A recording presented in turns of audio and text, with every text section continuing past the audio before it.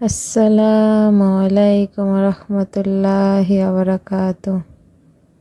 শবে কদর আরবিতে বলা হয় লাইলাতুল কদর।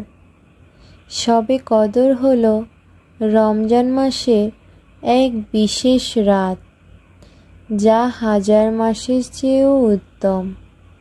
কুরআন ও হাদিসে এই রাতের সম্পর্কে সুস্পষ্টভাবে বর্ণিত হয়েছে। রাসূল পাক সাল্লাল্লাহু আলাইহি সাল্লাম বলেছেন, যে ব্যক্তি ঈমান ও সওয়াবের প্রত্যাশায় শবে কদরের নামাজ আদায় করে, তার পূর্ববর্তী সমস্ত গুনাহ ক্ষমা করে দেওয়া হবে। শবে কদরে কিছু ইবাদত রয়েছে। সেই ইবাদতগুলোর মধ্যে হলো তাহাজ্জুদের নামাজ, কোরআন তেলাওয়াত, দোয়া জিকির, তওবা ও ইস্তেগফার, দান ও সদকা করা।